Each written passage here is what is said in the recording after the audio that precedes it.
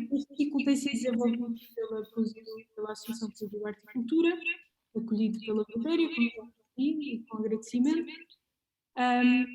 E perguntamos então sobre este tema, arte, lava e economia, como convivem estas duas áreas, a arte e a economia, que parecem ter naturezas aparentemente muito diferentes. O certo é que não podemos olhar para a cultura nem para as artes sem entender que nelas se desenvolve uma economia própria. Mas como é que se traduz esta economia na prática entre aqueles que a gerem, entre os programadores, os colecionadores e os agentes criativos? Surgem perguntas como quantificar o inquantificável, como contribui a arte para o desenvolvimento económico, quais são os benefícios do investimento artístico e quais os critérios que regem o mercado da arte e a comercialidade de uma obra ou de um artista, e enfim, como é que isto pode influenciar um artista e o seu trabalho. Para nos falar sobre este tema, hoje temos aqui 3 oradores com 3 perspectivas e 3 experiências muito diferentes acerca desta relação entre a arte e a economia. Em primeiro lugar temos o Miguel Cabral Moncada, fundador e diretor da Cabral Moncada Leilões. Temos connosco, ou brevemente a juntar-se a nós, a Ana Cristina Cachola, que é curadora, investigadora em estudos culturais, professora de gestão cultural na Universidade Católica. E finalmente temos connosco o artista Fábio Colasso, formado em escultura, performance e instalação na Faculdade de Belas Artes de Lisboa e na Academia de Belas Artes de Munique. Então gostava de começar esta conversa a dar a palavra ao Miguel Cabral Moncada. Muito obrigada pela presença do Miguel, como da Ana Cristina, como do Fábio, e começamos então por si. Muito bem. Boa noite a todos. Provavelmente eu deveria ser o último a falar, mas muito bem, cabe-me aqui as despesas da noite, cá estou. Ora, muito bem, arte e economia, tem tudo a ver. E tem tudo a ver a vários níveis. Primeiro começamos pelo processo criativo. Em termos de processo criativo, o artista está a criar um objeto, uma obra de arte, com um valor económico. E, portanto, é desse valor económico que o artista vive. E é isso que lhe permite continuar a explanar e a explorar a sua arte e a sua forma de criação artística. Essa obra de arte, criada pelo artista, vai dar uma espécie de pontapé de saída para um caminho enorme que nunca mais para enquanto a obra existir. Esse artista, em princípio, tem 2 hipóteses: ou vai vender a obra de arte diretamente a alguém, ou através de um galerista, de um intermediário, no fundo, vai colocá-la no mercado. E, portanto, esse primeiro comprador pode ser um privado, pode ser um colecionador, e, portanto, a obra, em termos de ativação da economia, fica só na transferência do dinheiro do comprador-colecionador para o artista. Na maior parte dos casos, há um galerista e, portanto, temos uma terceira pessoa em que vive, obviamente, de colocar as obras de arte dos artistas que representa em colecionadores, em coleções, em museus, enfim, onde for, em privados. E, portanto, mas a partir daqui gera-se um movimento que nunca mais acaba. Porque a obra de arte vai ter tendência, ciclicamente, poder-se-á que o normal é uma geração, portanto, 30 anos, 35 anos, vá lá, vai voltar ao mercado. Ela vai existir, se Deus quiser, vai ser muito bem tratada pelo seu proprietário, vão ser precisas, eventualmente, talvez não numa primeira fase, mas mais tarde, ações de conservação e restauro, pelo menos de conservação, certamente, e de cuidado com a obra de arte, e a seguir ela vai continuar a entrar, vai voltar ao mercado. E, portanto, este ciclo é interminável, sendo que pelo meio há um conjunto de outros agentes do mercado que vivem da realidade de existência dessa obra de arte. Portanto, os artistas têm uma responsabilidade, porque se nós formos medir esta realidade económica, se formos ver esta realidade económica no impacto das pessoas, quantas pessoas trabalham no mercado da arte ou em mundos relacionados com a arte em Portugal, e são muitos milhares de pessoas, e tudo isto é porque sempre houve artistas, e espero que Deus permita que continue sempre a haver, porque são fundamentais, como é óbvio.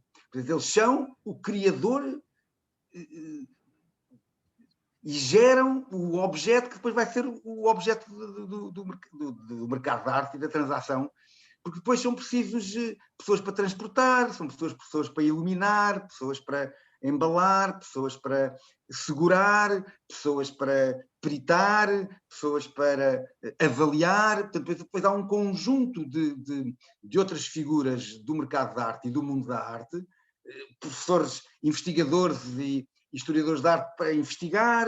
Portanto, é um nunca mais acabar, e, portanto, este pontapé de saída que os artistas dão através da criação é fundamental, é a base de todo o mundo da arte e de todo o mercado da arte.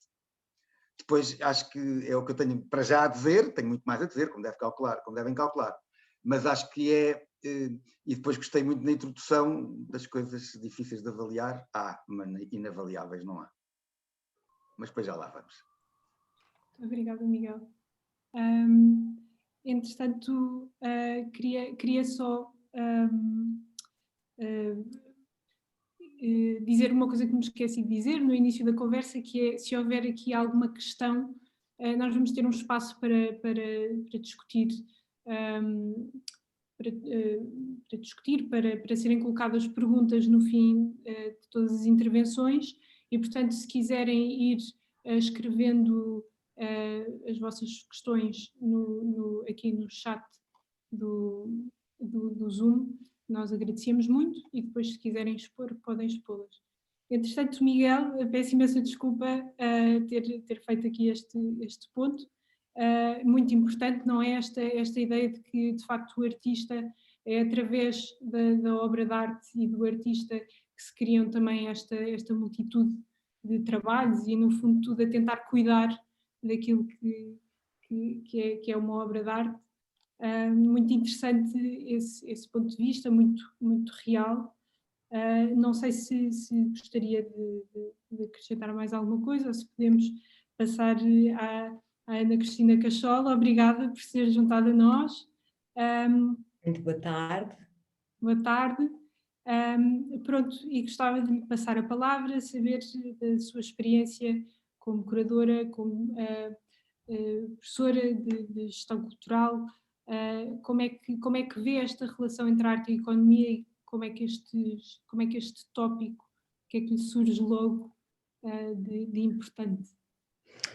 Bom, eu gostaria de começar por agradecer muito o vosso convite para participar nesta conversa. Portanto, um agradecimento à Poesio e a todos os artistas que tiveram a coragem e têm o esforço de ter um coletivo neste momento que não se dedica apenas à produção de obras de arte, mas à reflexão e a uma ação faz parte também daquilo que é a produção artística junto da comunidade, à Brutéria, que neste momento vos está a acolher, claro, aos meus companheiros desta que é uma mesa virtual, e que nos juntamos aqui para falar deste tema tão necessário, e a todo o público presente nesta conversa. Dizendo isso, realmente, e peço desculpa se eu não tiver tempo para falar menos, interrompam-me a qualquer momento, porque eu estou aqui, estou sempre, porque serei sempre uma pessoa complexa, numa posição complexa a falar destes temas, tanto enquanto curadora, enquanto professora e investigadora, e enquanto colecionadora. O meu pai é colecionador desde que, bom, eu lembro-me dele um bocadinho antes dele ser colecionador, mas eu acompanho muito de perto a coleção e trabalho com ela, portanto, eu tenho esta experiência que é diversa neste olhar e neste estar com o sistema da arte. Portanto, a primeira coisa que eu gostaria de dizer é dividir este pensamento entre aquilo que é arte e economia, que estamos a falar de uma coisa grande, não é? Que é assim um bocadinho maior. Depois aquilo que é arte e dinheiro, que é um bocadinho diferente daquilo que é arte e mercado e daquilo que é o valor da obra de arte. E cinjo-me aqui aquilo que são obras de arte visual. Porque só entendendo como existem divisões, estas divisões e como é que elas se formam e como é que elas se processam e se interpelam umas às outras, é que poderemos entender melhor como é que a arte e a economia como é que se comporta a economia da arte e a arte na economia e como é que está a fazer neste preciso momento.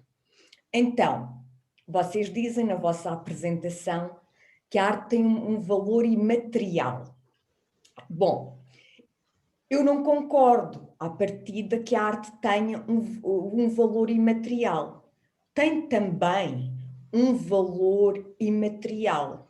Mas há uma coisa que muitas vezes é esquecida, é que a arte tem um valor material. Ou seja, a arte é composta por diversos materiais.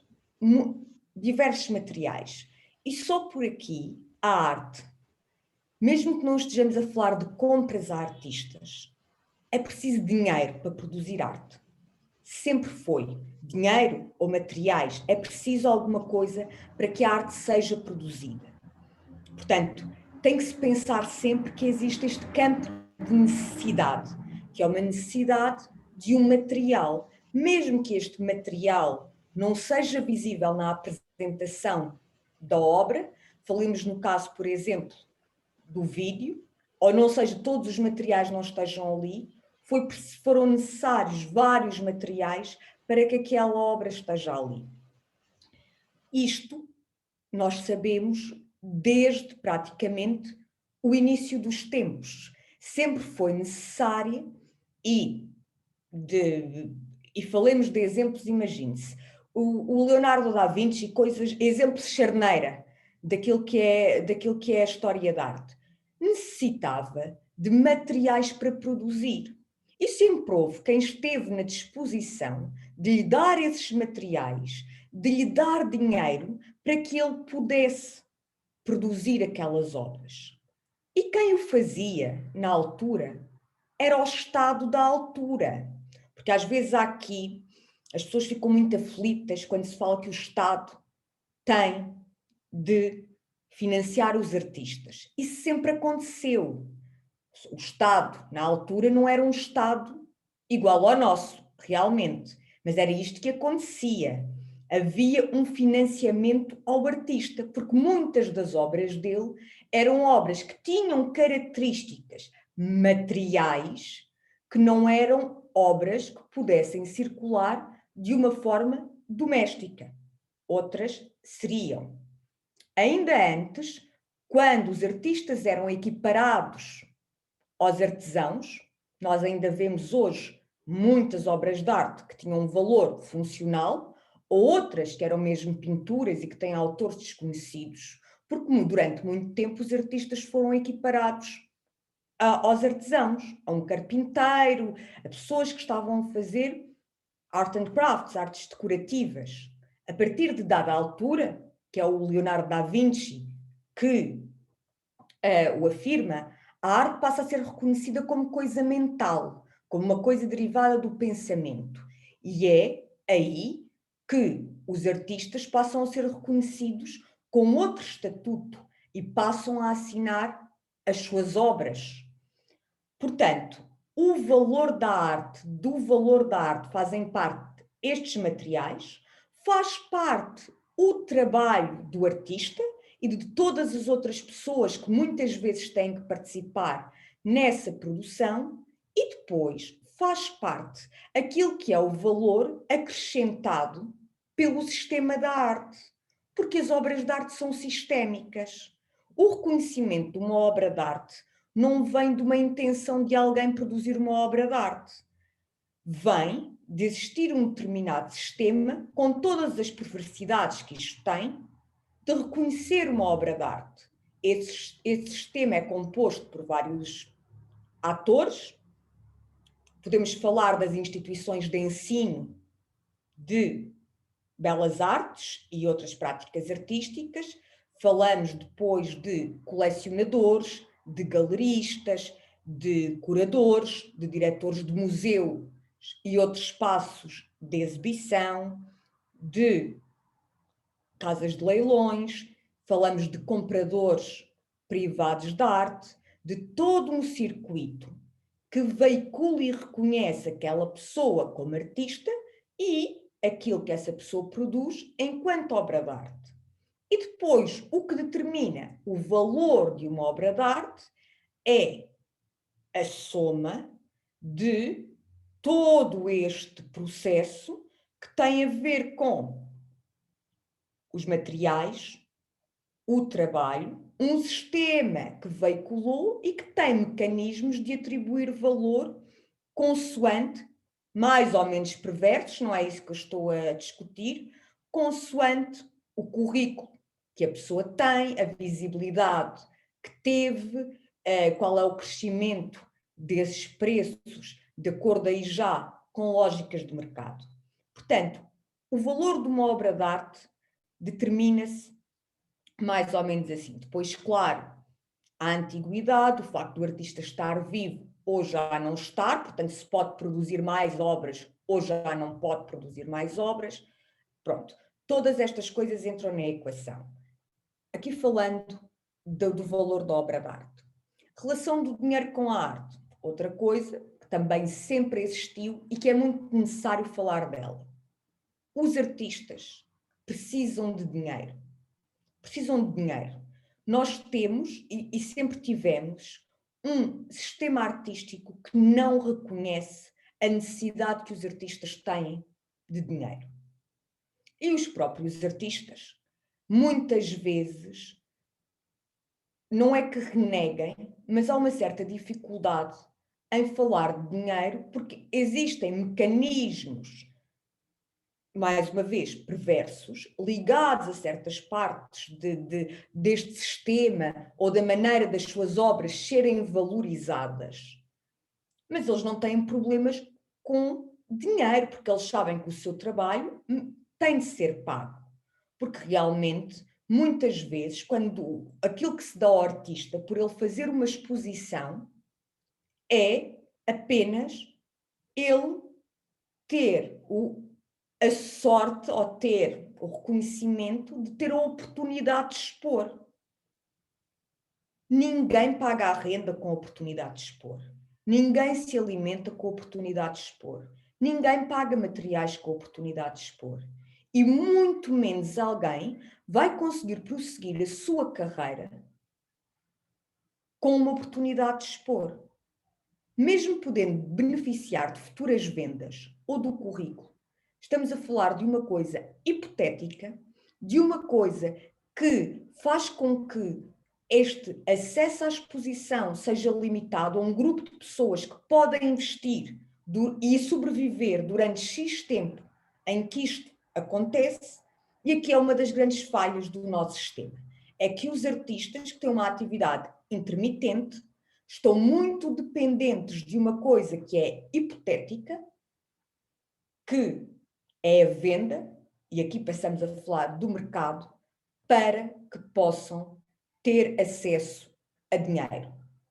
Se não, têm que ter outras atividades ou estão dependentes até muito tarde dos pais, ou são pessoas que, por condição, podem exercer a sua prática artística porque já têm dinheiro vindo de outras fontes, o que é muito limitativo, até para aquilo que nós queremos que seja um sistema artístico rico e diverso.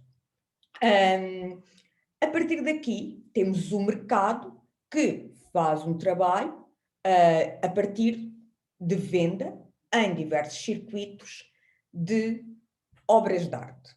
E aqui, este mercado está sujeito a leis dos outros mercados. Pode ser numa galeria, em que há um intermediário, e dependendo das galerias, as coisas funcionam melhor ou pior, não é? Porque uma galeria que pode representar um artista tem de apoiar esse artista durante todo o tempo na sua promoção, na sua comunicação, tudo o que o artista faz, levar o artista a feiras, ou seja, abrindo-lhe outras oportunidades de divulgação do trabalho, de venda, ou seja, em lugares específicos onde se encontram compradores e vendedores de obras de arte, e por isso retira uma parte, eu diria que bastante substancial, daquilo que é o valor acordado da obra.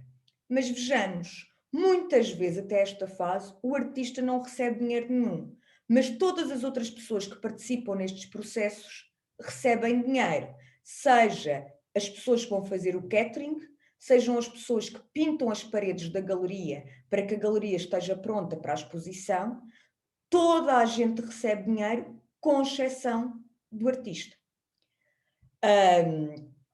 E isto faz com que o mercado se torne mais frágil e faz com que muitos artistas fiquem, às vezes, dependentes daquilo que são formatos e que não têm mal nenhum, mas ligados àquilo que é o mercado. Ou seja, vender obras que, seja pelas suas dimensões, estou a falar de obras com 4 metros de altura, com 5 metros de comprimento, seja pelos seus materiais bastante difíceis de preservar, seja porque não têm ou não têm no espaço doméstico uma qualidade naturalmente expositiva, um vídeo, por exemplo, ou uma peça de arte digital ou de new media, são muito mais difíceis de ser compradas por colecionadores privados, que é a maior parte do mercado da arte, do que por instituições ou colecionadores que compram este tipo de obras. E, portanto, os artistas ficam muito limitados se só produzirem este tipo de obras. E muitas vezes, e aliás até por pressão dos galeristas, que têm uma necessidade de vender, e com todo o direito, isto acontece. Às vezes estes processos até são inconscientes. Estou numa parte inconsciente, porque toda a gente sabe que o mercado funciona desta forma. E isto, depois, por isso a maioria de obras de arte que existem e que depois acabam por circular, têm determinadas características. Há uma espécie de modelo inconscientemente imposto para a arte circular, tanto nos diversos circuitos de compra e venda de obras de arte. Artistas que exercem a sua produção artística em formatos fora do comum, por exemplo, uma obra de arte que é uma conferência, uma obra de arte que é uma performance, uma obra de arte que tem modelos muito específicos e raramente vendáveis. Se quiser prosseguir a sua prática sempre nesse caminho, será muito difícil de entrar no mercado. Isto é problemático, porque o sistema fica muito mais pobre em termos de diversidade e em termos de diálogo.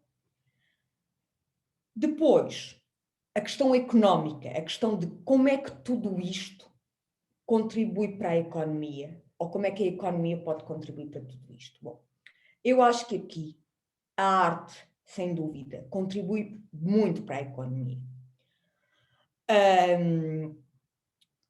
Realmente, todas estas pessoas estão a contribuir financeiramente para o país, obviamente todas as pessoas que participam nesta produção, em tudo isto, contribuem para o país e, ao mesmo tempo, estão a fazer parte da economia. Nós sabemos agora, por razão do confinamento, que a crise, mesmo quando não há confinamento total, quando as pessoas estão em teletrabalho, os restaurantes têm menos pessoas, porque as pessoas não vão ao trabalho, não almoçam fora. Ora, com a arte é exatamente a mesma coisa.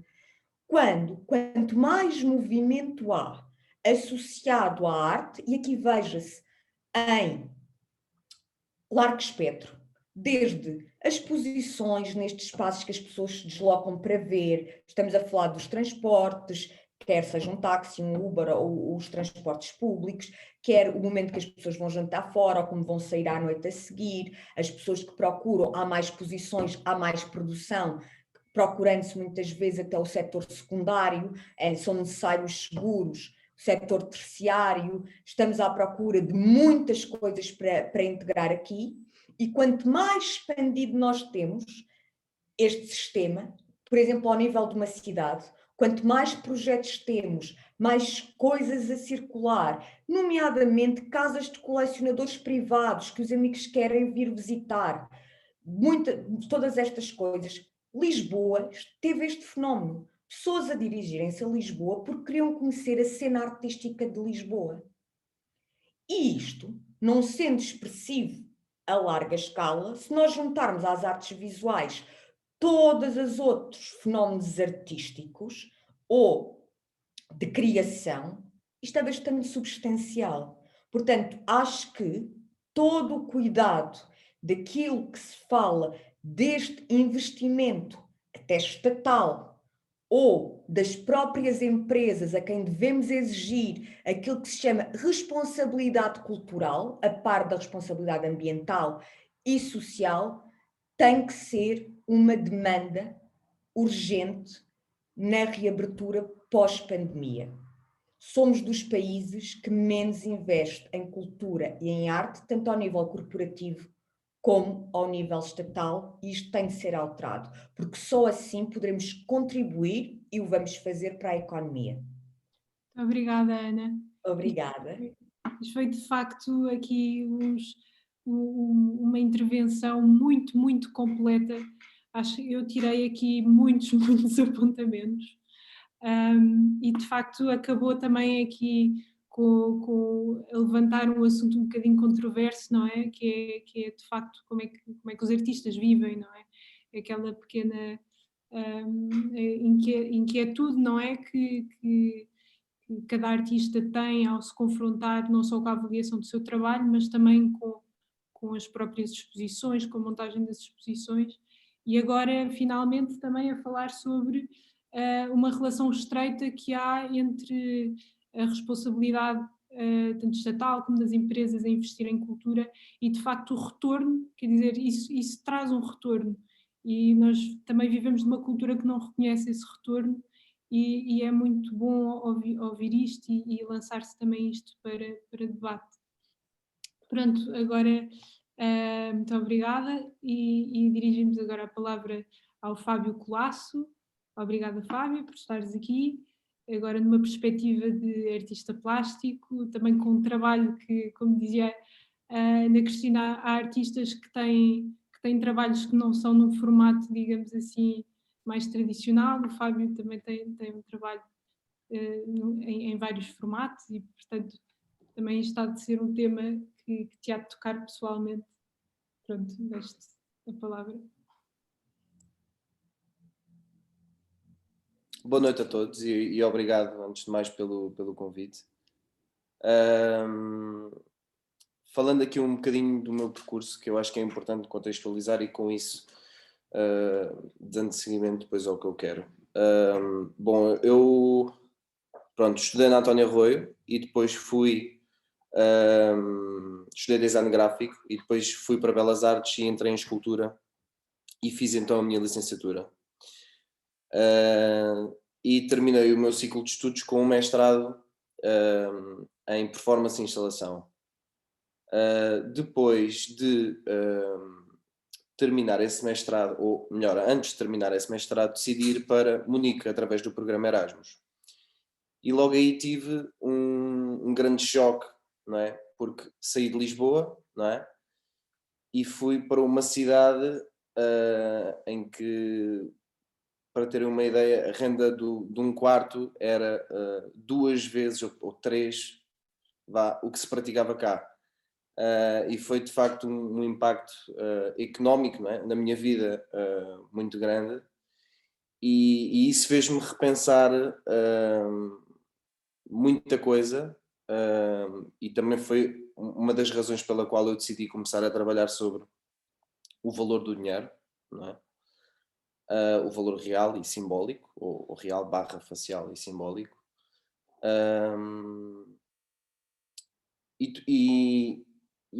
Há uma frase que eu guardo de um professor que eu tive lá em Munique, que é um artista que hoje já não é muito, já não tem muito palco, mas é o Peter Kogler, e ele uma vez vira-se para mim e disse: Fábio, tu só fazes vídeos, só fazes performances, só te lembras de fazer coisas que não vendem, mas não te esqueças que a pintura é um médium muito importante para as galerias. Pronto, e eu na altura ainda era estudante, não tinha galeria, e essa frase ficou-me sempre aqui a remoer, porque às vezes parece, e como a Ana dizia, há de facto, não falo por mim, mas ouço, não é? Ouvem-se coisas que de facto às vezes os artistas cedem um bocado naquilo que diz respeito ao médium, não é? À tipologia de trabalho que seguem. Se calhar começam por vídeo, mas depois vão adaptando o trabalho àquilo que sai mais, vende mais, pronto. E pronto, depois quando voltei para Lisboa e terminei o meu mestrado, chega aquela pergunta que é: ok, eu sou artista, estou no meu ateliê, e pronto, não tenho ninguém, não é? Acabei de sair da faculdade, não estão galeristas à porta da faculdade, nem nenhum equivalente à procura dos artistas, não é? Não há um galerista à porta da faculdade a dizer: olha, um artista de vídeo, um artista de escultura, pintores, 10 pintores, preciso de 10 pintores para a minha galeria, isso não existe, pronto. Então, pronto, é sair da faculdade sem rede, começar a caminhar por mim próprio, não é? Ir à procura de espaços alternativos, até que disposição, até que passado 2 anos esgotam-se os espaços alternativos e esgotam-se os convites, e no meio disto já houve um investimento, não é? Pegando ali no que a Ana disse, as obras de arte os artistas precisam de dinheiro para produzir, não é? Porque isto depois é uma cadência, não é? Precisamos de pagar o ateliê, precisamos de estar no ateliê com as contas pagas, e depois ainda precisamos de comprar os materiais para produzir, não é? Porque, e depois ainda temos a vida fora do ateliê. Somos humanos, não é? Somos pessoas, temos necessidades e temos contas para pagar, como qualquer pessoa. E a partir do momento em que se esgotam todas as alternativas, não é? Todos os espaços alternativos de exposição, tudo isso, é realmente complicado. No fim do ano passado, eu tive a sorte de ser abordado por uma galeria que é recente em Lisboa, que é a Galeria Nave, pela qual sou agora representado. E, portanto, a minha experiência no que diz respeito à galeria ainda é muito reduzida, não é? Porque é a primeira vez pela qual eu sou representado. E pronto. No que diz respeito aos meus trabalhos, não é? Há de facto uma tendência muito grande, principalmente dos colecionadores. É muito raro um colecionador privado comprar um vídeo, pronto. Mas depois há uma coisa que é a arte, não é? Que é, no fundo, uma forma de pensar, e se a minha forma de pensar me leva a fazer um vídeo, é porque aquela ideia ou aquele pensamento tem que ser materializado sob a forma de um vídeo, e não pode ser sob a forma de uma pintura ou de um espelho, ou de uma coisa kitsch, cada ideia tem uma forma de ser mostrada, materializada, certo? Pronto. É óbvio que há formas de contornar essa materialização. Mas, na maioria das vezes, e por mim falo, cada ideia tem uma forma própria e única de ser materializada e tem que seguir um conjunto de normas que envolvem o quê? Dinheiro, que envolvem investimento, sem saber o quê? Sem saber se há um retorno. E isto é o grande, é para mim o grande problema, desde que investimos nos estudos até que nos tornamos artistas e conceituados, que vendem muito, são muito famosos, whatever. E pronto, eu notei também, comecei a perceber-me disso no momento em que estava na faculdade, porque eu tinha professores artistas e eles são professores por alguma razão. É porque, mesmo sendo artistas, e sendo artistas conceituados, ou pelo menos com um estatuto que nem sequer pode ser questionado, eles precisam de ser professores e precisam de ter um rendimento fixo. Pronto. O que me levou também a ser professor, muito recentemente. Porquê? Porque, lá, como eu estava a dizer, é difícil alimentar a minha prática enquanto artista e ainda pagar a renda de casa, pagar as contas, tudo isso. O ano passado, quando rebentou a primeira pandemia, ou o primeiro confinamento, quando fomos todos para casa, surgiu aquele apoio da Segurança Social. E eu deixo aqui uma questão que é: como é que eu e os outros artistas todos vão sustentar uma renda ou um empréstimo, o que seja, vão pagar contas, não é?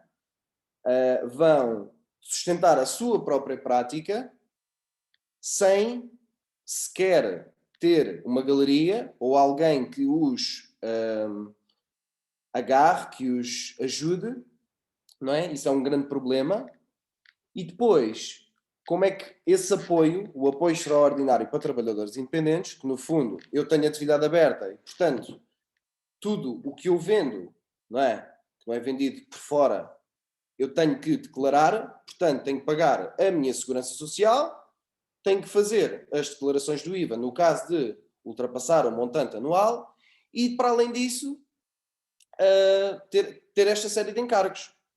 Com o apoio do mínimo de, já não me recordo muito bem, mas penso que eram 285 euros, ou seja, já não me recordo exatamente do valor, posso estar enganado, mas acho que esse era o mínimo que se podia atingir. Como é que com isso, não é? No momento de incerteza em que vivemos e que atualmente vivemos, sobrevivemos? Pronto. Com estas implicações todas, não é?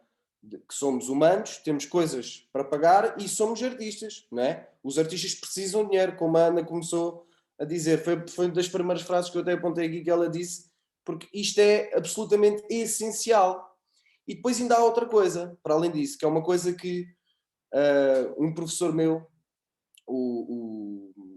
que me orientou na tese de mestrado, me dizia muito, que é: a arte já está num nível, ou seja, os artistas conceituados, conhecidos, já têm um nível de produção e um nível de espetáculo dentro do trabalho, de minuciosidade, não é? Um vídeo em Super 8 é diferente de um vídeo em 4K. E se cada ideia tem uma forma distinta e única de ser produzida, e o artista deve respeitar essa forma, porque só através dela transmite aquilo que quer, como é que se alimenta isto tudo? Este mecanismo todo. Como é que uma pessoa, um artista, alimenta tudo isto? Alimenta a sua vida, alimenta a sua prática, sozinho coloca os seus objetos, as coisas que faz, para o mundo, os expõe, não é? Porque só aí é que são arte, coisas que estão no ateliê não são arte, não é? Tem que haver público para haver arte. A arte é uma experiência, portanto, como é que isto tudo se converge num ponto só? E é essa a principal pergunta que eu deixo neste tempo de pandemia. Pronto. É de facto muito curioso e difícil pensar nisso. porque é uma contradição. Sem dinheiro é muito, muito, muito difícil. E, para além do dinheiro, sem apoio, não falo do apoio financeiro, mas do apoio institucional, do apoio privado, sem tudo isso, é muito difícil persistir e continuar a trabalhar. Fábio, muito obrigada. Tu falavas sobre a relação entre esta temática e o teu trabalho.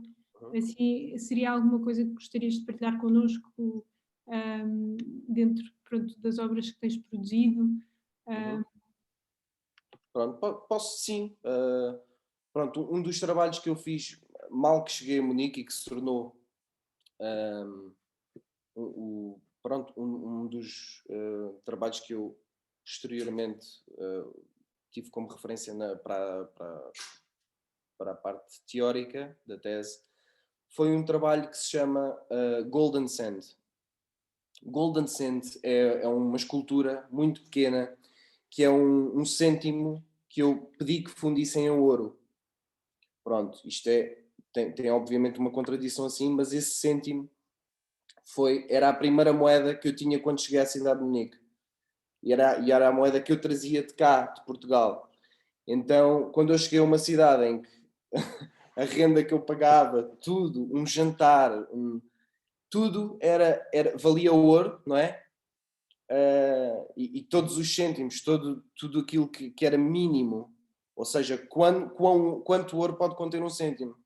No sentido em que um cêntimo pode ser tudo para mim e ser nada para o outro. Então eu fiz esse cêntimo, mas que banhei a cobre.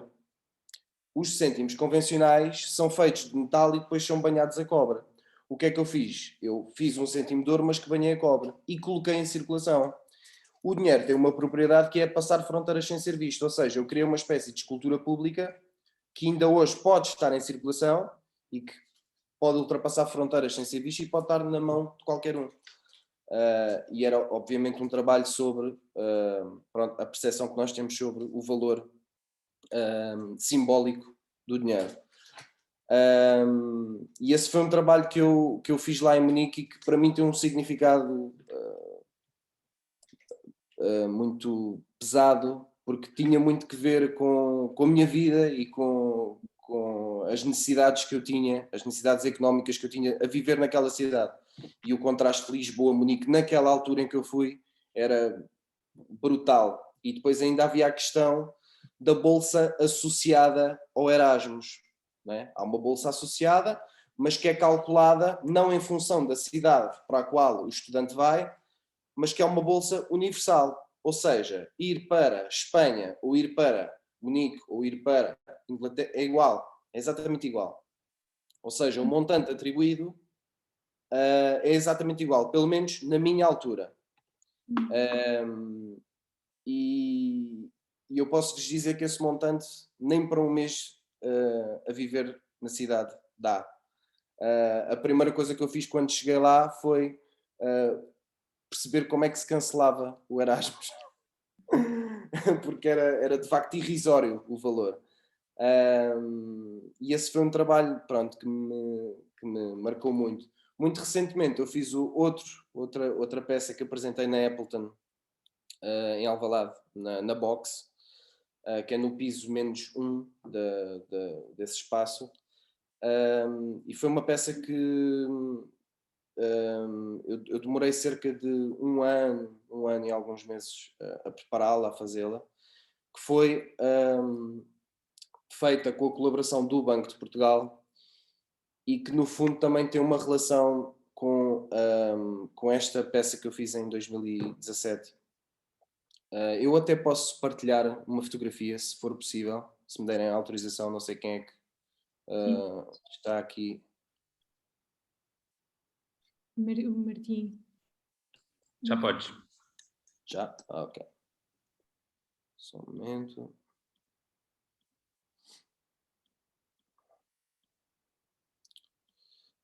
Pegando aqui na primeira peça que eu falei, que é esta fotografia.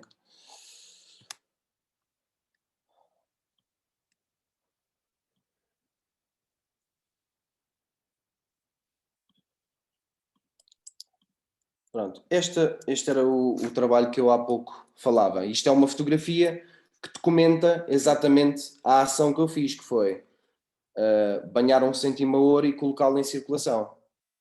Ou seja, este trabalho existe enquanto ideia. Aquilo que resulta dele é uma documentação.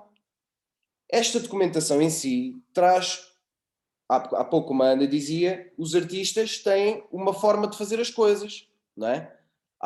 Uma performance tem é muito mais difícil vender uma performance ou vender uma fotografia que registra uma ação, que documenta uma ação que pode nem sequer ter acontecido, não é? Depois ainda há essa questão, do que uma pintura, não é? Porque a pintura pode ficar bem em cima do sofá, mas uma fotografia de uma mão com moedas pode não ficar. E este era o trabalho que eu há pouco falava. O último, eu vou abrir primeiro para não... Vamos só ter que acabar em breve, Fábio. Ok, vou ser muito rápido e Sim, descritivo. Obrigada. Este último trabalho...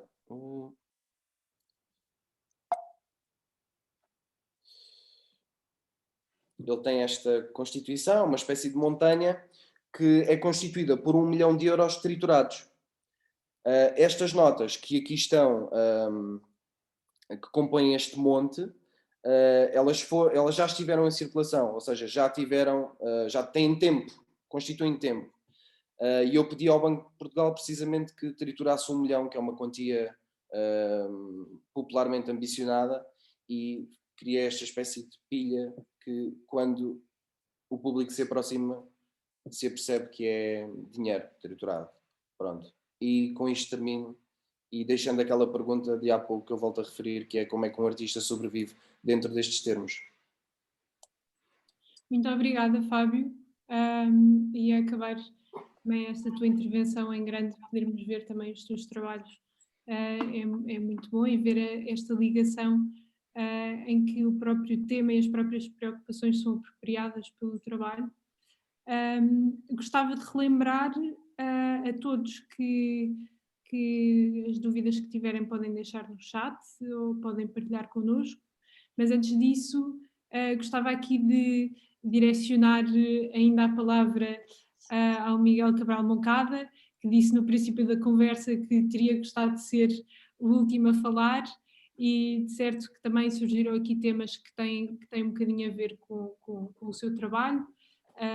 Eu fui-me lembrando, enquanto percorríamos os vários problemas, fui-me lembrando de iniciativas também que a Cabral Moncada Leilões tem feito e que tem ajudado também a vários artistas poderem iniciar as suas práticas, seja o leilão de novos artistas, seja também os leilões solidários, que não só podem ser um método de ajuda para os artistas que recebem uma comissão, como também para as associações que são beneficiárias desses leilões.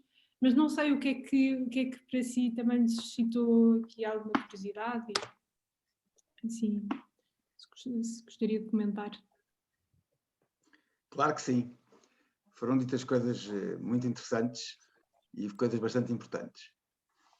Eu começaria pelo Fábio e reforçaria que ser artista é, no início de uma carreira que não sabe o que é que vai dar, é de facto um risco brutal.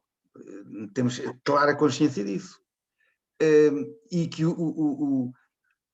a quase nula capacidade que ele tem nos primeiros, eu vou quase dizer anos, de oferir rendimento é enorme. É enorme. Achei-lhe graça dizer que não estão galeristas à porta da faculdade. Mas não sei se não deveriam estar.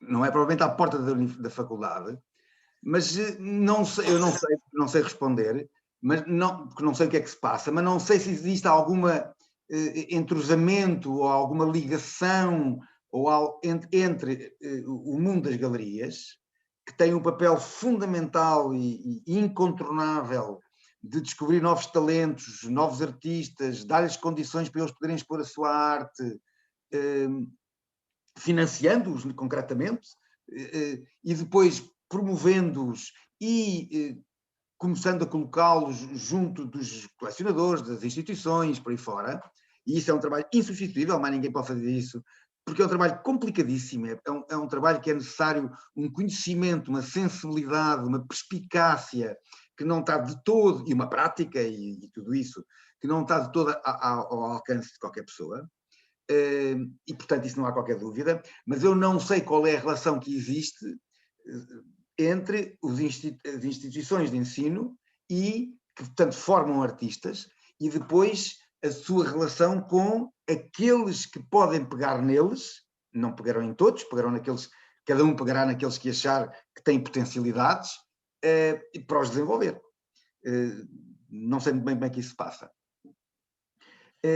Por outro lado, achei também bastante graça a Ana Cristina falar algumas vezes da palavra, usar algumas vezes a palavra perverso, e com razão, porque às vezes nós não conseguimos perceber muito bem a constituição de algumas coisas, mas é sempre muito minoritário, é sempre uma coisa excepcional. A maior parte das coisas, ou a maior parte das vezes, há uma ligação muito clara e muito direta entre, de um lado, a qualidade técnica, a qualidade criativa, de inovação, de diferença que o artista plástico que se detecta nas obras do artista plástico, isto é claro, e que, portanto, leva, numa primeira fase, logo à cabeça, o próprio galerista.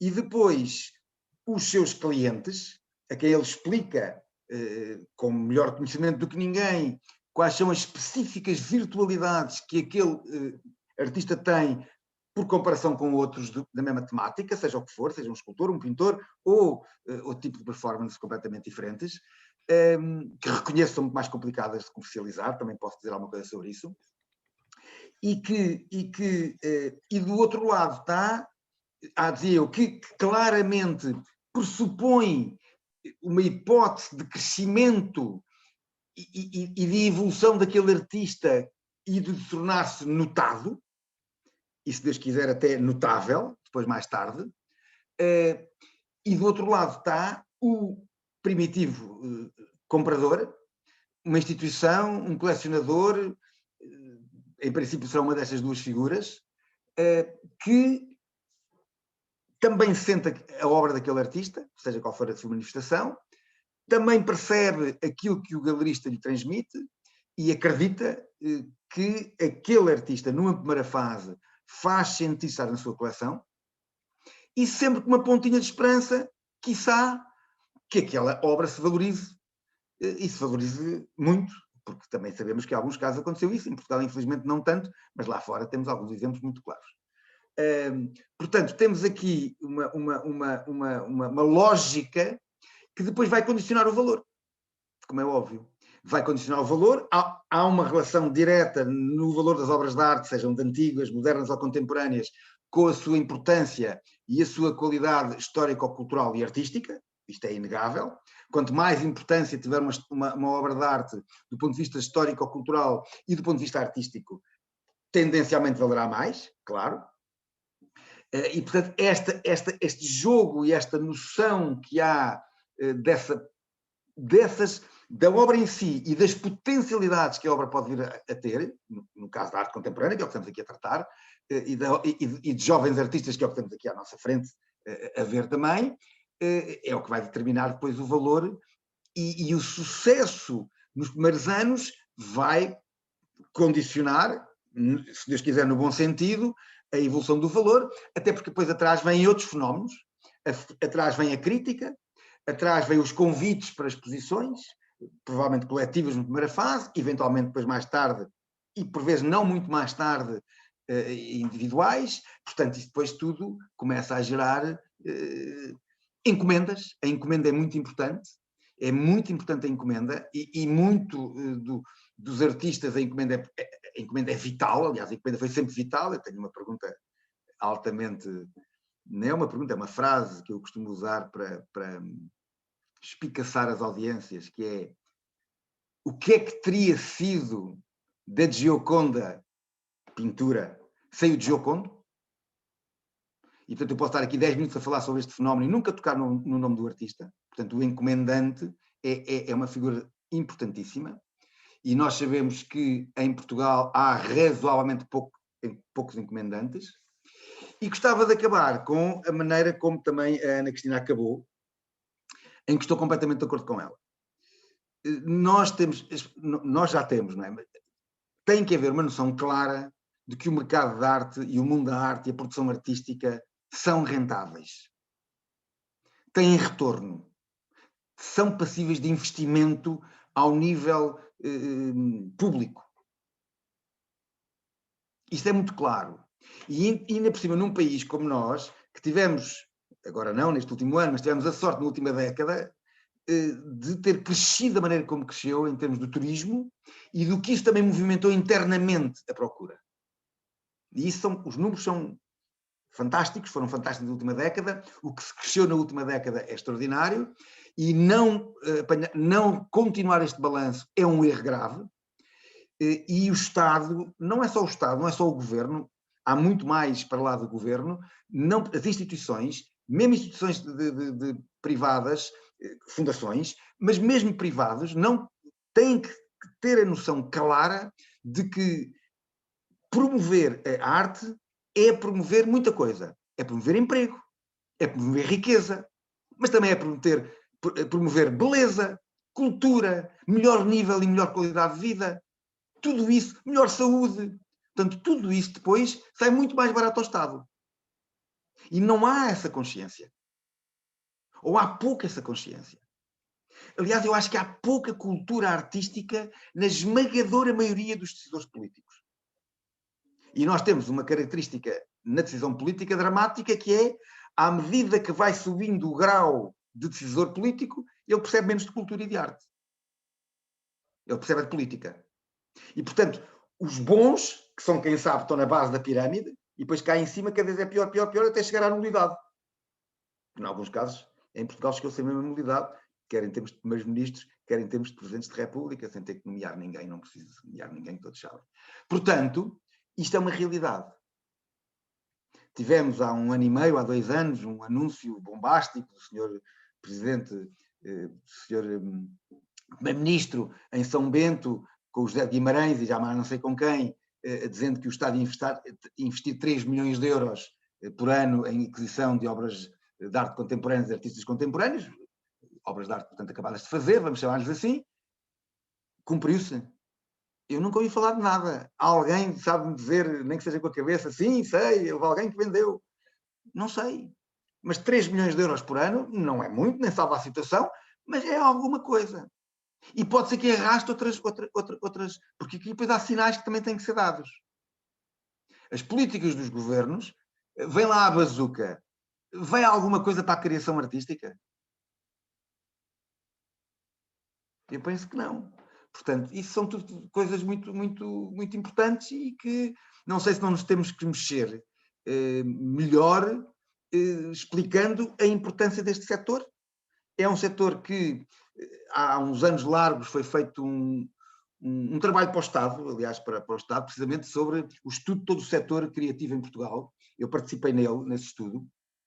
E os números são impressionantes, porque os números apontam, numa realidade, há em Portugal 100 a 150 mil portugueses que, de uma forma constante ou intermitente, lidam com o fenómeno cultural, artístico. Portanto, pode ser nas obras de arte antigas, modernas ou contemporâneas. Portanto, entre artistas e tudo o resto, que já aqui falámos de muita coisa, estamos a falar de um número muito significativo. São empregos. No todo, muitos são no todo, alguns não são na parte, mas são empregos. E alguns que são quase insondáveis, porque são cientistas, são editores de livros, o que vende o papel, portanto, isto depois é uma cadeia enorme. Bem, o que vende as telas, o que vende os materiais, o que vende e por aí fora. Muito bem. Eu gostaria só de acrescentar que saiu ontem ou hoje exatamente um mapeamento dos trabalhadores culturais, não só no setor das artes visuais, mas de todo o setor cultural. Foi um trabalho feito para se pensar exatamente na situação precária dos artistas. Eu não tenho aqui, está o sistema no Y hoje está online e que se pode ter acesso. Em relação à bazuca, realmente eu fiz a consulta pública e escrevi, porque houve uma carta aberta ao primeiro-ministro, à qual ele respondeu de uma forma bastante leviana e bastante empolando aquilo que se vai apoiar a cultura, porque não existe. Está em zonas absolutamente periféricas, sem nenhum apoio direto, e aquilo que existe são coisas relativas nas margens das indústrias criativas e que não é um apoio aos artistas que possa funcionar, muito menos em contexto de pandemia, porque, respondendo à pergunta do Fábio, não, nenhum trabalhador cultural, se só viver deste trabalho, pode sobreviver nesta altura, é uma impossibilidade total. Ou seja, é realmente quando o ditado popular é a morte do artista, não existe, portanto, é assim que teremos de explicar ao governo, porque não precisamos de nenhuma ensaística, porque não é a morte da pessoa, mas é a morte do artista, é literal, vão desaparecer muitos artistas, principalmente aqueles que estão no início de carreira. E só para explicitar aquilo que eu estava a dizer sobre os fenómenos perversos, eu não me estava a falar dos promíscuos nem dos de má fé, estava a falar, como referiu e muito bem, que em Portugal, contrariamente a outros países, não houve ascensão tão grande como noutros países. E o que eu estava a falar era que os fenómenos do mercado da arte são afetados por fenómenos perversos que são a localização geográfica. Por exemplo, em Portugal é muito difícil um artista crescer muito, ou por exemplo, um artista que é do Alentejo, eu falo, sendo eu do Alentejo, de uma cidade no interior que teria de investir muito mais para viver em Lisboa, é afetado por isso. Um artista racializado, uma artista mulher, sabemos que os preços das artistas mulheres, isto está estudado, inclusive em Portugal, são muito mais baixos. Estes fenómenos, não só em Portugal, em todo o mundo, havendo, obviamente, exceções, ou seja, eu estava a falar deste tipo de fenómenos que são estruturais de toda a sociedade, que depois acabam por permear também todo o mercado da arte e toda a maneira como a classe social, não é? Um artista com uma base, uma classe social que lhe permita ter algum rendimento, algum suporte familiar, vai sobreviver muito mais tempo ou poder investir muito mais tempo do que um artista que não tenha. Ser-lhe impossível. Do mesmo modo que um artista que tenha de acumular profissões para sobreviver, vai poder dedicar muito menos tempo à sua prática.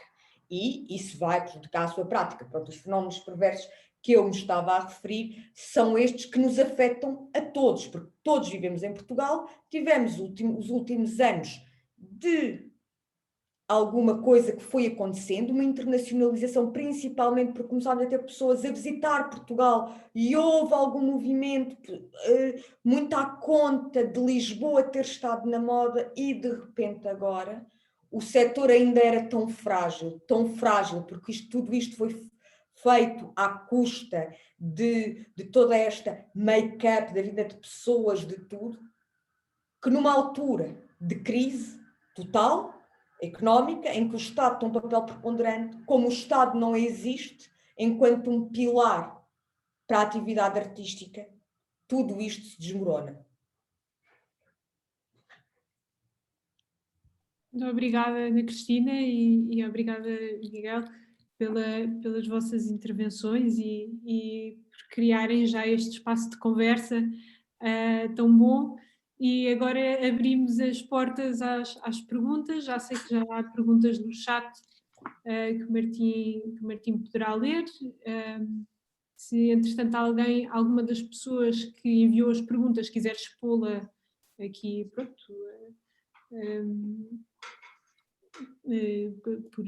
por vídeo, ligando a câmera, etc., também está à vontade. Portanto, Muito bem. A primeira pergunta tem muito a ver com isto que a Ana Cristina acabou de dizer. E a primeira pergunta pergunta exatamente: tendo as obras de arte um valor económico, como se explica que a arte feita por mulheres tenha valores de mercado geralmente inferiores aos dos homens? Por exemplo, Kandinsky, comparado com a sua esposa, Gabrielle Munter. Pronto, a Ana Cristina pegou neste tema, não sei se gostava de aprofundar. Bom, eu posso aprofundar.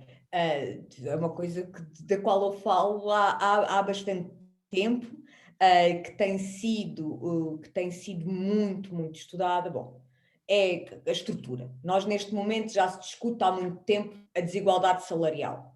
Pessoas que estão na mesma posição com salários diferentes. No mundo da arte, o problema é mais grave, porque as pessoas começa-se por, e também sabemos que também acontece no mundo, é mais difícil para as mulheres chegarem a posições de liderança. Pronto, é transpor isto para o sistema da arte, sendo que o sistema da arte, como é um sistema mais restrito, era ainda mais difícil e em que durante muitos, muitos anos não estava acessível sequer, não era permitido às mulheres terem acesso. Portanto, o que aconteceu foi que era uma prática a que as mulheres não tinham acesso e, quando começaram a ter, não eram reconhecidas enquanto tal, não eram reconhecidas. É um problema sistémico de reconhecimento das mulheres na sua prática. Esta falta de reconhecimento levava, nos momentos iniciais e tudo isso, levava a que não tivessem condições financeiras, condições de visibilidade, e tudo isto se iria alimentando, que não tivessem galerias, ou seja, não haveria também mercado para elas, e tudo isto criou um problema gravíssimo, quer de visibilidade, quer de venda de obras, quer de produção de materiais como catálogos, posterior produção de livros, posterior produção discursiva e de pensamento sobre estas mulheres, o que criou uma mancha brutal de invisibilidade sobre mulheres artistas que neste momento, em relação às mulheres que produziram no passado, está a tentar recuperar-se, com um problema de misoginia associado, em que a arte sempre representou de uma forma ora submissa, ora objetificante, ora de menoridade, num certo sentido, as mulheres. Portanto, reforçava todo este ciclo. A partir de dado momento em que as mulheres já são, desde legalmente, não nos esqueçamos que até o voto é muito recente, não é? Até nós estamos a falar de uma prática artística, estamos a falar, nesse caso, de uma artista que praticava, quando em Portugal as mulheres ainda não podiam votar, de nenhuma mulher podia votar.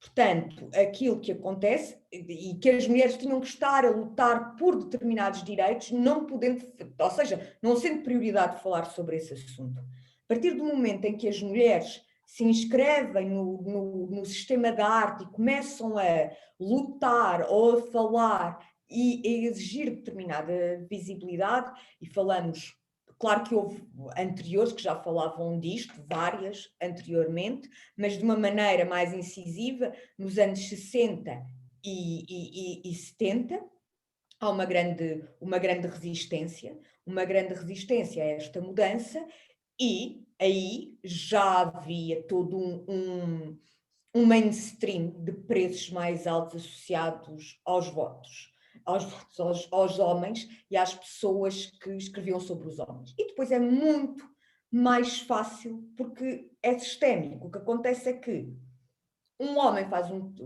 começa a produzir arte, as mulheres são sempre associadas a poderem ter uma quebra de carreira caso escolham ser mães. Isto é uma coisa que é referida e continua a ser referida. Eu própria já ouvi dizer isto sobre artistas inúmeras vezes, portanto, não é uma coisa que me disseram que se diz. Eu já ouvi dizer isto várias vezes a pessoas que fazem parte do sistema da arte português, e Ou seja, e há evidências no sistema da arte português. Vejamos os artistas homens que ganharam o prémio Jovens EDP, que idade é que eles têm? E as artistas mulheres, que idade é que elas têm? Elas só ganham esse reconhecimento muito mais tarde. A idade de entrada de mulheres em galerias, comparativamente à entrada de alguns homens, apesar de agora isso se estar a alterar, e a paridade em exposições, que é uma coisa que não se alcança, a quantidade de exposições só com homens, que se fazem em nome de um critério de qualidade e que se diz quando acontece o contrário, que é por cotas, quando aquilo que existe é uma cota, desde há muitos anos, por género, que é o género masculino, que entra à partida sem ser discutido, que é a cota oficial da sociedade mundial e que parece não ser discutido. Caso contrário, as pessoas que não acham isto terão de concordar que as mulheres são piores artistas que os homens, porque só isto poderia justificar esta disparidade de números. Portanto, a justificação é o machismo e como o sistema, de acordo com a sociedade, também acaba por concordar com isso. Obrigado, Ana Cristina. A segunda pergunta também não é dirigida a ninguém em particular, pois se um dos oradores decidir pegar nela, diz o seguinte: não é paradoxal que às obras de arte possa ser atribuído um valor económico? Isso não é dar à obra de arte um caráter utilitário ou utilitarista, quando a obra de arte não tem de ser útil? Não sei qual dos oradores é que gostava de pegar nisto. Ora bem, isso é uma questão muito debatida, como é óbvio. Comecemos pelo princípio de tudo. Há um artista que produz uma obra de arte. Agora, o nosso Fábio Colasso produz uma obra de arte. E essa obra de arte teve para ele um custo. Acumulado de muita coisa. Já se aqui falou de várias coisas, do material, do tempo, do investimento que teve a ir a Munique e a fazer o seu curso e por aí fora. Mais todo o know-how, ou neste caso a inovação e a criatividade que ele próprio imprime às suas obras de arte. E, portanto, se ele tem que viver, esse custo tem que ser no mínimo igual ou superior àquilo que ele teve. Portanto, tem que ser um bocadinho superior. Enfim, porque há aí algumas introduções de alguns valores que são aferidos não por razões materiais. E, portanto, a partir daí, desencadeia-se, essa peça entra no mercado de arte e, a partir daí, quem manda é o mercado de arte. E o problema, ou o bom, é que o Fábio Colasso, daqui a 10 anos, vai ser mais pretendido do que as obras que ele produziu, ou que consegue continuar a produzir. E, portanto, gera-se um problema de oferta e de procura. Há 3 Fábios Colassos, obras do Fábio Colasso no mercado, e há 10 compradores. E eles vão discutir os valores. E os 3, não vou dizer os 3 mais ricos, muitas vezes é só os 3 que têm mais vontade de ter uma obra do Fábio Colasso, vão pagar mais. E isso entra num processo que no artista que consegue ser notado e depois notável, é um processo que pode crescer a velocidades astronómicas, como nós temos visto muitas vezes. Portanto, a obra de arte é um valor, é de facto um valor, tem uma materialidade e hoje em dia até já podem ter essa tão materialidade, embora ela tenha sempre uma dimensão material, mesmo que não seja a própria obra de arte, é o sistema que a tem e que a pode projetar ou que a pode tornar visível, e esse valor é um valor intrínseco, material, desculpem, não é intrínseco dizer, material, que tem, portanto, um conjunto de pessoas que reconhecem esse valor. Mas o conjunto não são 2 ou 3, o conjunto são milhares ou milhões, porque não é reconhecendo o valor da obra do Fábio Colasso em concreto, é dos Fábios Colassos, desculpe lá, Fábio, que existem pelo mundo todo, e como tal são valorizados pelo mundo todo. Portanto, são milhões de pessoas a fazer isto. Portanto, é uma coisa sólida. Aliás, devo-vos dizer que o mercado de arte é solidíssimo comparativamente aos outros mercados. Eu conto só aqui uma coisa que me acontece no meu dia-a-dia. Estou chamado à casa de alguém porque alguém quer ter uma pintura que comprou, ou uma pintura, uma escultura, uma obra de arte que comprou há 20 anos. E pergunta-me qual é o valor dela e qual é o valor recomendável para colocar em leilão. E eu digo que são 10 mil euros, suponho. E o senhor ou a senhora responde-me: ai, não me diga isso, imagino que paguei por ele 14 mil e agora que 20 anos depois vale 10 mil. E eu digo-lhe, simplesmente, olha, ainda bem que não me comprou ações do BANIF, do BPP, do BPN, e nunca mais acabo, não é? Infelizmente em Portugal nunca mais, do BES, do BCP, do BPP, isto é um festival. Portanto, da EDP e por aí fora. E, portanto, da EDP não, da Telecom, a moral da história, ainda bem que comprou uma obra de arte. Porque aqui tem um valor. E esse sistema que tão bem fala a Ana Cristina, com toda a propriedade, é um sistema real, que ultrapassou, tem milénios, e ultrapassou as guerras todas. Nunca parou. Nunca parou. Pode diminuir, pode aumentar, nunca parou. E, portanto, como há um objeto, ou alguma coisa que o pode objetivar, como há um objeto, há de haver sempre quem queira ou necessite o vender, e há de haver sempre quem queira ou necessite o comprar. Que o necessitar é diferente de o comprar. Não tem que ser útil. Não é no campo da utilidade que nós estamos. Portanto, as obras de arte têm valor, não há qualquer dúvida, sempre tiver. É determinável, é pré-determinável aproximadamente o seu valor. E, felizmente, temos um sistema em Portugal e um sistema no mundo inteiro que validam isto há gerações e gerações e gerações, até perder de vista. Obrigado, Miguel.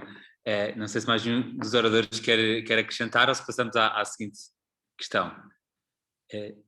Também gostava de dizer que ainda temos mais 2 perguntas e que queríamos acabar por volta das 8h30, portanto, pedia que as respostas estão a ser ótimas, que fossem o mais sucintas possível. Esta próxima pergunta é interessante, já falámos algumas questões aqui que ver com esta pergunta, que diz o seguinte: como é que se justifica o apoio económico ao setor da cultura se, na sua maioria, os benefícios que são apresentados são intangíveis? Como se chega a um equilíbrio nesses apoios? Já falaram do apoio que a arte pode ter, não é? Ao bem-estar, à saúde mental, a muitas questões, e eu acho interessante essa segunda parte da pergunta, ou seja, qual é o equilíbrio que se pode chegar a este apoio, ou o valor que se pode dar, não é? Há uns tempos havia a manifestação do acima do 1%, não é? Pronto, é o que se dá do orçamento anual, menos de 1% vai para a cultura em Portugal. Portanto, qual é que podemos dizer que pode ser um valor que se pode dar a estes apoios para a cultura portuguesa? Não sei se alguém quer pegar nisto, ou todos?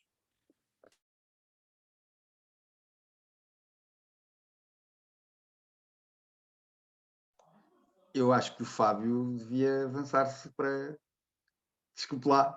Já Pode dizer isto, falar não, mas... muito dinheiro.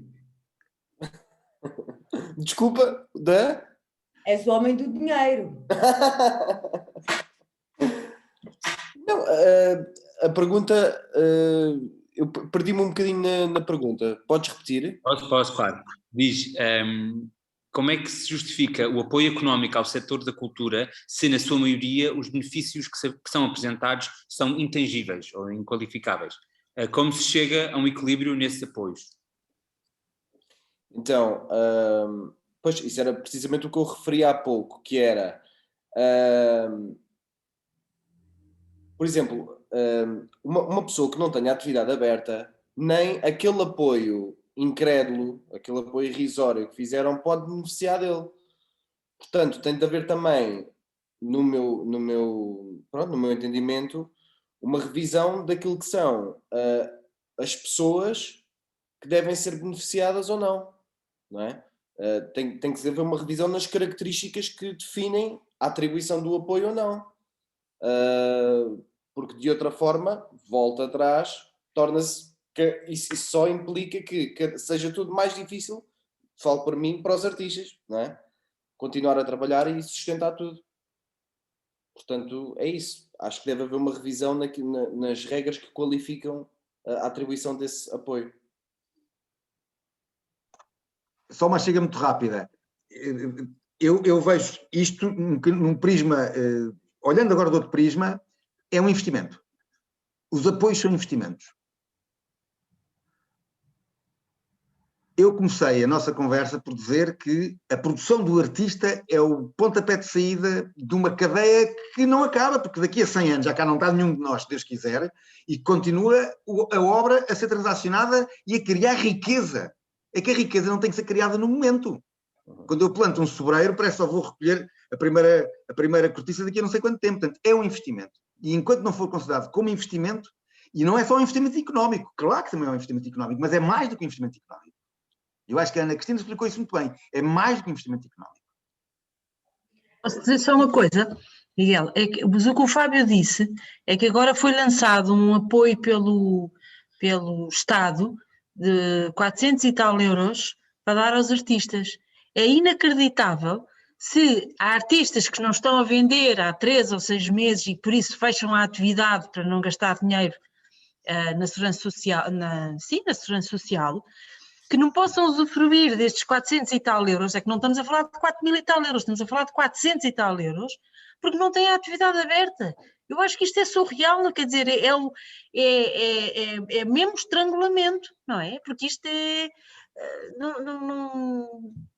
não passa pela cabeça de ninguém, quer dizer, querem ajudar de facto ou não? Ou querem fingir que estão a ajudar, que é o politicamente correto, é a propaganda à volta de que o governo faz isto e isto, e depois tem este género de atitudes que eu acho que não fazem sentido. Portanto, eu acho que como já foi dito, não sei se pela Ana Cristina, se por ti, se o que é que foi, mas eu acho que tem que haver... Eu acho que nós portugueses somos um pouco... quer dizer, há as pequeninas iniciativas privadas, quando eu digo privadas, é aqui esta conversa, mas de facto temos que ir para a rua, reclamar, temos que ir para a rua, não sei, qualquer coisa.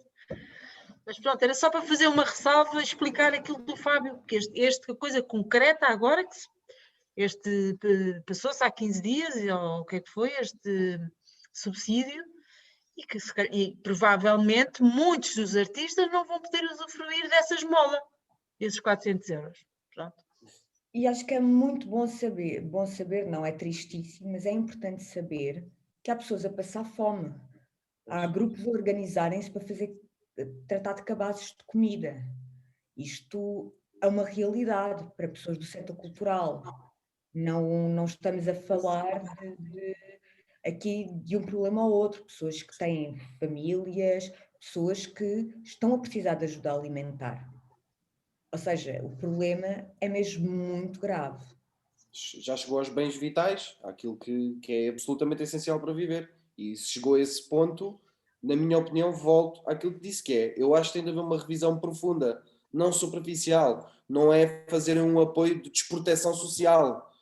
Porque isso, a minha mãe que nunca trabalhou, obviamente que não vai precisar, mas uma pessoa que está completamente dependente de uma venda, não é? Neste caso de uma obra de arte, não pode viver dentro deste limite, não é? Porque senão isto é uma corda que se parte muito facilmente. E é isso. Mais não posso dizer. A Catarina disse muito bem, é uma esmola. Não é? Desculpa, Fábio. E ainda por cima é um apoio único, ou seja, são atribuídos 485 euros. Serve... Enfim. Portanto, é a resposta à pergunta da Sofia. Portanto, qual é o equilíbrio? Pelos vistos são 450 euros por artista. Mas eu achei interessante uma coisa que o Miguel disse, era que a arte que é um investimento. Os apoios à arte.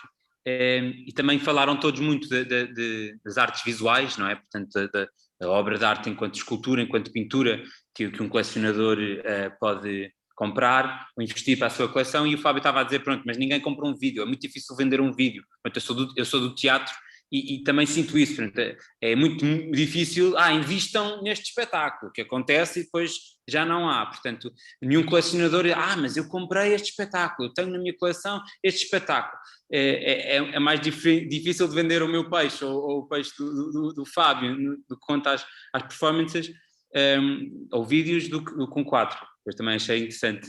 Sim, o problema que o Miguel e a Ana também já referiram é que se perdeu a cultura de ir ver um espetáculo de teatro, de ir ver um filme a estrear pela primeira vez, e isso vai-se perdendo, e no fundo isso também se relaciona muito com a parte económica e é mútuo. Se perde de um lado, vai-se perder automaticamente do outro e entra num ciclo vicioso que é quase impossível de controlar, não é?